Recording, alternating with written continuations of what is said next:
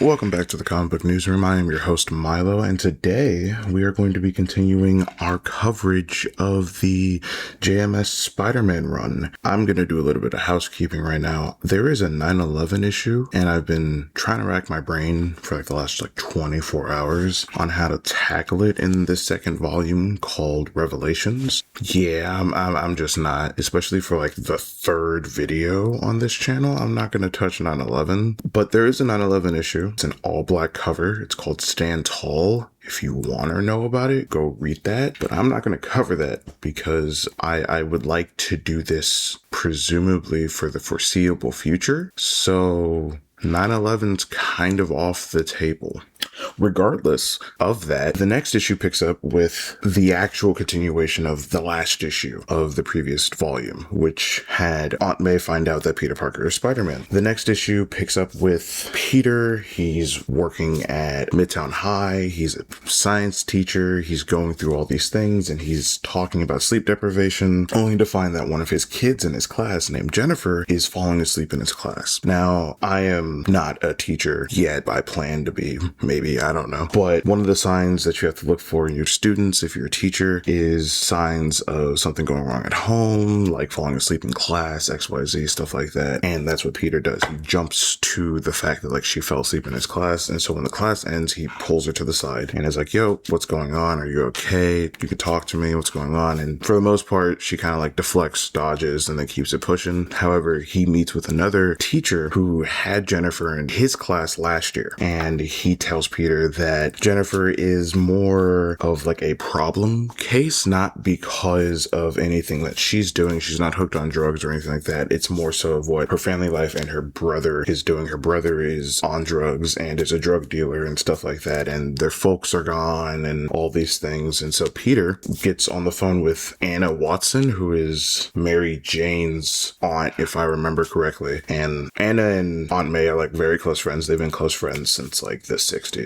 That's how they've always been around. And to one point, they even moved in together, which was a really cool concept. So he calls Aunt May. Anna answers. Anna says that May is out. And we see flashes of May throughout this issue where Aunt May will be away, thinking to herself, holding Peter's costume, trying to reconcile the fact that her nephew had been lying to her for years. And so Peter figures out where Jennifer lives by using school files and just goes, well, I can swing by her place and see if everything's actually okay. And when he does, he finds that the building that she used to live in was condemned, and there's a really funny interaction. It's almost like the city of New York exists in a Spider-Man book, where he's talking to one of the upstairs neighbors, and she just won't let him get a word in. She's just going on this tyrant about how she's not a ma'am, she's a Mrs. because she's married and she's proud of it. And that ma'am is French for madame, and that's, she doesn't run an escort service or is French. And Peter just gets so annoyed at this point where I believe his internal monologue quite literally says, I can take the Rhino, I can take Electro, or something like that. I'm reasonably sure I can take her, because she just doesn't let him ask her anything until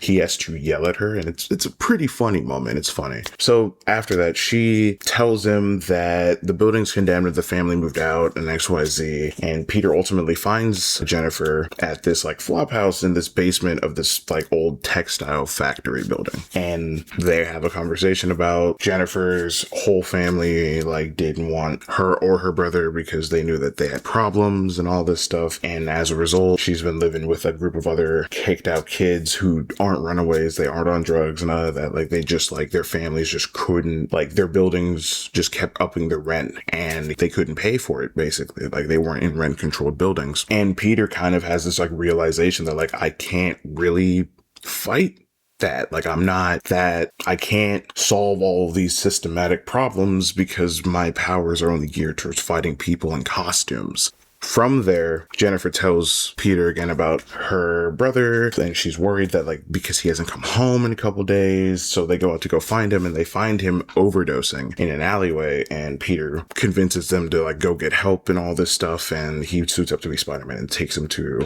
a emergency room. However, this is where it starts to get not interesting, but it becomes heavy-handed in its message, and I'm not going to spoil later stuff because it could be a reference to the fact of like what Shade's doing, a villain who's going to show up in the 3rd volume. But like in this volume, when he gets to the emergency room with this ODing brother, it's revealed that like he's not the first there, like at all. Like he's not the first, and like the emergency room is filled with people ODing. And Peter has this realization of like, when did I stop seeing this? When did I stop caring about the little guy and only go after like the Electros, the Rhinos, the supervillains, the Doc Ocks, right? And he forcefully yells at this doctor to save this man's life. And he calls Jennifer, tells her that her brother's going to be fine, XYZ, and all this stuff. And that kind of wraps up that neat little story. It's a very cute story, very much a story of like, oh, this is Peter's new direction as like a teacher. Like this is where we're headed. Like it's the natural continuation of his character. He gets to help not only people in his new job, but he gets to also help people as Spider-Man in his new job. And it's very much like a better lane for Peter. Now moving into the next issue, that's when you get into the infamous conversation issue. Not as infamous as the 9/11 issue, which I'm not going to talk about, but it's almost as infamous because it's the second time that Aunt May learned the truth about Peter. Well, technically it's the first time, because the first quote unquote alleged time was an actor hired by Norman Osborn. We're not going to get into that. That's Clone Saga. Just know that this is the first time Aunt May figures out that Peter is Spider-Man, and they have a very long conversation about it, to the point that in the story they break it down that it only took less than 3 hours to have this conversation. But it's a very important conversation and one that needed to be had. So Aunt May calls Peter and she tells him that, yo, I'm going to come by. We need to have a conversation about this. We need to talk about you being Spider-Man. And however, like that's the implication. She doesn't say those words outright because Peter doesn't know that Aunt May knows yet. And so as she's on her way to Peter's apartment, Peter is thinking about all of the worst possible scenarios. Like at one point he's envisioning Aunt May in front of him, telling him that she has 6 months to live, and then it becomes Flash Thompson has 6 months to live, Mary Jane has 6 months to live, Doc Ock has 6 months to live, and then asks him after the Doc Ock one, which is like, what pizza do you want to get? Right? Just like, it's funny, it's quippy, but then it becomes very serious and heavy whenever Aunt May actually shows up,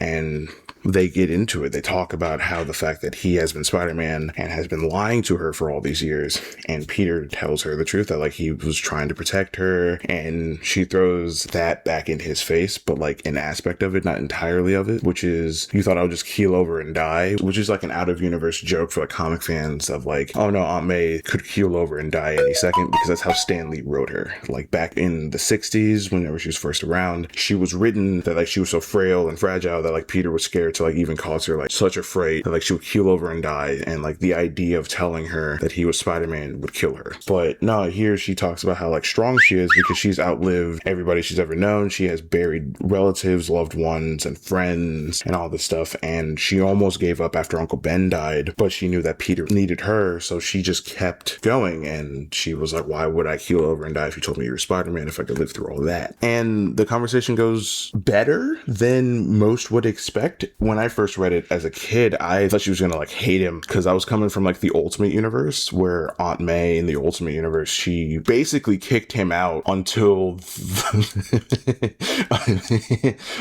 she kicked him out until the cloned version of himself that looks like his dad came through the door. And we'll talk about the Ultimate Universe on this channel, the original one from 2000 on this channel. I swear to God we will, because that book series is insane.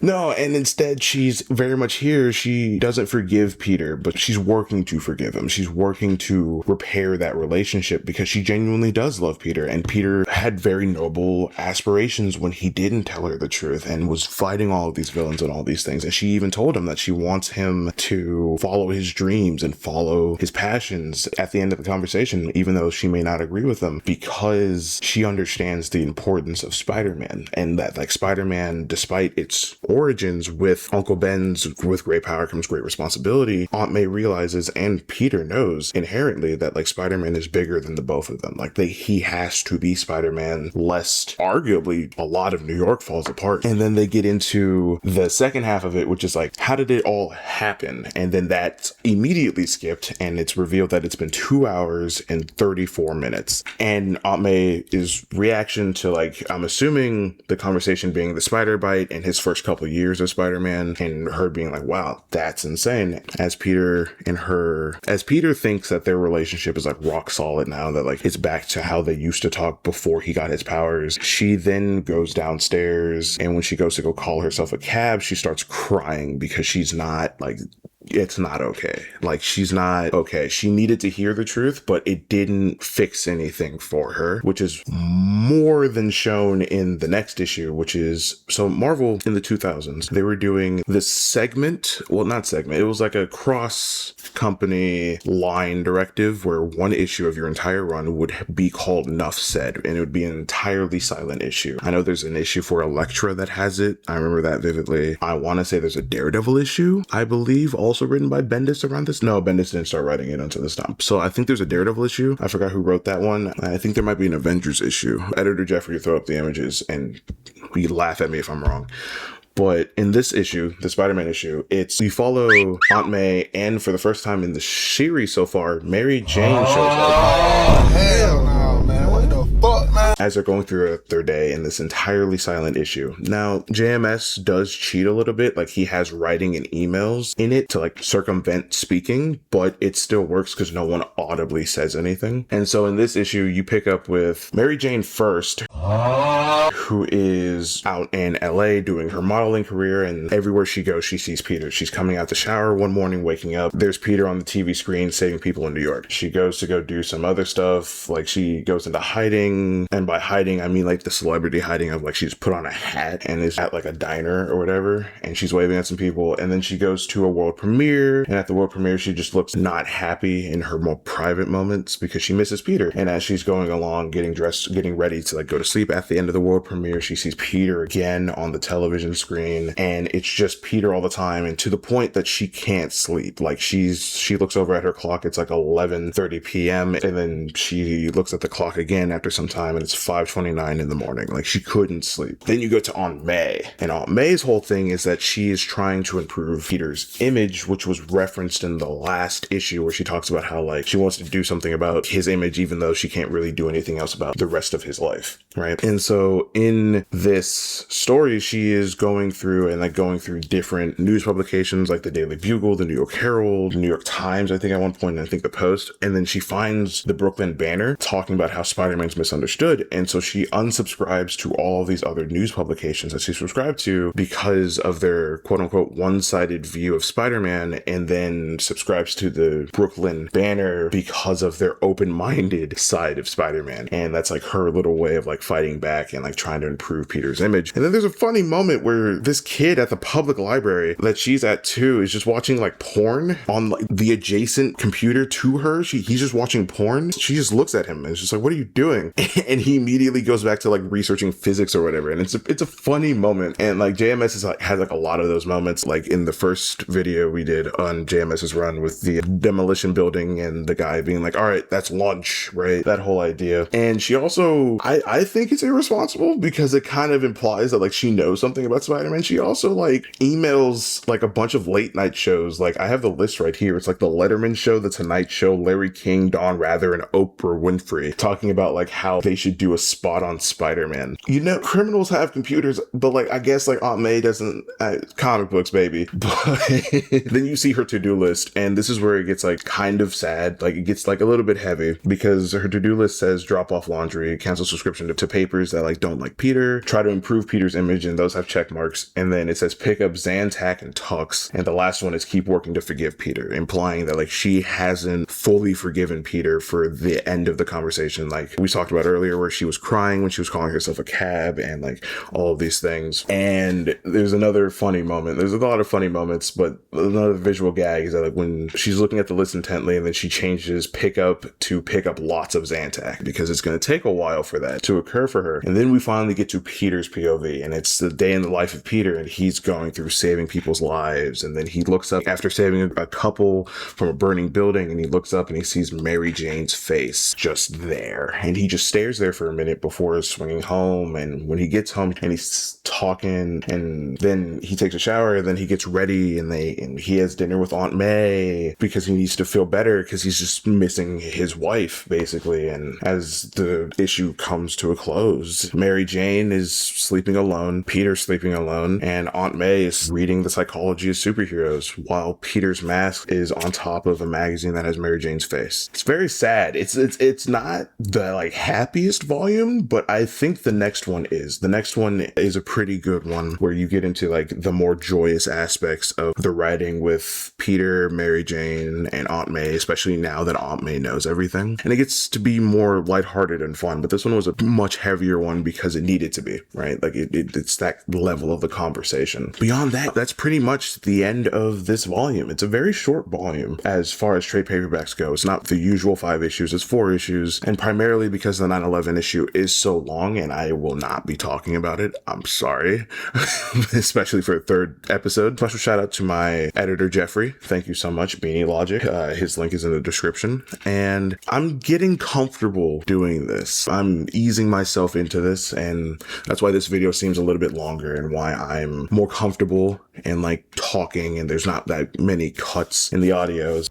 Yeah, editor Jeffrey here. So I'm doing this entire thing on my iPad, and he said there wasn't that much cuts. I cut out 6 minutes of this. I am tired.